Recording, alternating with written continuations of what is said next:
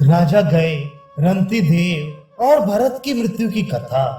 नारद जी कहते हैं, राजा अमूर्त राय के पुत्र गए की भी मृत्यु सुनी गई है। उन्होंने 100 वर्ष तक अग्निहोत्र किया था और प्रतिदिन होम अवशिष्ट अन्न का ही वे भोजन किया करते थे। इससे अग्निदेव ने प्रसन्न होकर राजा को वर मांगने के लिए कहा। तब गए ने ये वरदान मांगा, मैं तप, ब्रह्मचर्य, व्रत, नियम और गुरुजनों की कृपा से वेदों का ज्ञान प्राप्त करना चाहता हूँ। दूसरों को कष्ट पहुँचाए बिना अपने धर्म के अनुसार चलकर अच्छे धन पाना चाहता हूँ। प्रतिदिन ब्राह्मणों को दान दूं और इस कार्य में मेरी अधिकाधिक श्रद्धा बढ़े। अपने वर्ण की कन्या से मेरा विवाह हो, वह पतिव्रता रहे और उसी के गर्भ से मेरे पुत्र उत्पन्न हो। अन्नदान में मेरी श्रद्धा बढ़े तथा धर्म में ही मन लगा रहे। मेरे धर्म कार्य में कभी कोई विघ्न न आए। ऐसा ही होगा, ये कहकर अग्निदेव अंतर्धान हो गए।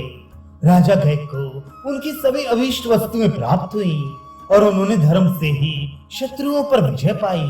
100 वर्ष तक बड़ी श्रद्धा के साथ दर्श, पौर्णमास, आग्रहण तथा चातुर्मास आदि नाना प्रकार के यज्ञ किए और उनमें प्रचुर दक्षिणा दी। वे प्रतिदिन प्रातः काल उठकर 1,60,000 गौ, 10,000 घोड़े तथा 1,00,000 अशर्फियां दान करते थे। उन्होंने अश्वमेध यज्ञ में मणिमय रेत वाली सोने की पृथ्वी बनाकर ब्राह्मणों को दान की थी। समुद्र, नदी, नद, वन, द्वीप, नगर, राष्ट्र, आकाश तथा स्वर्ग में जो नाना प्रकार के प्राणी रहते हैं, वे सब उस यज्ञ की संपत्ति से तृप्त होकर कहते थे, राजा गए के समान दूसरे किसी का यज्ञ नहीं हुआ है। उन्होंने 36 योजन लंबी और 30 योजन चौड़ी 24 स्वर्णमयी वेदियां बनवाई थी। ये पूर्व से पश्चिम के क्रम से बनी थी। वेदियों पर मोती और हीरे बिछे हुए थे। ये सब वस्त्र और आभूषणों के साथ ब्राह्मणों को दान की गई। यज्ञ के अंत में भोजन से बचे हुए अन्न के 25 पर्वत शेष रह गए थे। यज्ञ में रस की नदियां बहती थी। कहीं वस्त्रों के ढेर लगे थे तो कहीं आभूषणों के। सुगंधित पदार्थों की राशि भी देखी जाती थी। उस यज्ञ के प्रभाव से राजा गए तीनों लोकों में प्रसिद्ध हो गए। साथ ही पुण्य को अक्षय करने वाला अक्षय वट तथा पवित्र तीर्थ ब्रह्मसर भी उनके कारण विख्यात हो गए। संजय, वे राजा गए तुमसे और तुम्हारे पुत्र से सर्वथा बढ़ चढ़कर थे। जब वे भी जीवित नहीं रह सके तो तुम भी पुत्र के लिए शोक न करो। सुना है संकृति के पुत्र रंतिदेव भी जीवित नहीं रहे। उनके यहाँ 2 लाख रसोइये थे जो घर पर आए हुए अतिथि ब्राह्मणों को सुधा के समान मीठी, कच्ची और पक्की रसोई तैयार करके जुमाते थे। राजा रंतिदेव प्रत्येक पक्ष में स्वर्ण के साथ हजारों बैल दान करते थे। एक एक बैल के साथ 100 गौएं होती थी। साथ ही 800 स्वर्ण मुद्राएं दी जाती थी। इनके साथ यज्ञ और अग्निहोत्र के सामान भी होते थे। ये नियम उन्होंने 100 वर्ष तक चलाया था।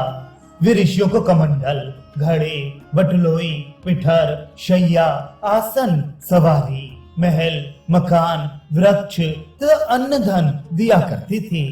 वे सब वस्तुएं सोने की ही होती थी। रंतिदेव की वे अलौकिक समृद्धि देखकर पुराण वेत्ताओं ने इस प्रकार उनका यशोगान किया है। हमने कुबेर के घरों में भी रंतिदेव के समान धन का भरा पूरा भंडार नहीं देखा। फिर मनुष्यों के यहाँ तो हो ही कैसे सकता है। उनके यहाँ जो कुछ था सब सोने का ही था। उसे भी उन्होंने यज्ञ में ब्राह्मणों को दान कर दिया। उनके दिए हुए हव्य और कव्य को देवता तथा पितर प्रत्यक्ष ग्रहण करते थे। ब्राह्मणों की सब कामनाएं उनके यहाँ पूर्ण होती थी। संजय, वे भी तुमसे और तुम्हारे पुत्र से श्रेष्ठ थे। जब उनकी भी मृत्यु हो गई तो तुम्हें अपने पुत्र के लिए शोक नहीं करना चाहिए। सुना है दुष्यंत के पुत्र भरत भी मृत्यु को प्राप्त हुए थे। भरत में वन में रहकर बचपन में ही ऐसा पराक्रम दिखाया था जो दूसरों के लिए कठिन है। वे जब बच्चे थे बड़े बड़े सिंहों को वेग से दबाकर बांध लेते और उन्हें घसीटते रहते थे। अजगरों के दांत तोड़ लेते और भागते हुए हाथियों के दांत पकड़कर उन्हें अपने वश में कर लेते थे। 100 सिंहों को एक साथ पकड़कर घसीटते थे। उन्हें सब जीवों का इस प्रकार दमन करते देख ब्राह्मणों ने इनका नाम सरदमन रख दिया था। राजा भरत ने यमुना तट पर 100, सरस्वती के कूल पर 300 और गंगा के किनारे 400 अश्वमेध यज्ञ किए थे।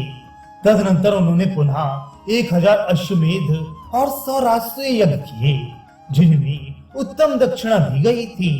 फिर अग्निष्टोम, अतिरात्र और विश्वजित याग करके 10 लाख वाजपेयी यज्ञों का अनुष्ठान किया। शकुंतला नंदन ने इन सब यज्ञों में ब्राह्मणों को बहुत सा धन देकर संतुष्ट किया। संजय, भरत भी तुमसे और तुम्हारे पुत्र से सर्वथा श्रेष्ठ थे। जब वे भी मर गए तो तुम्हें अपने पुत्र के लिए संताप नहीं करना चाहिए।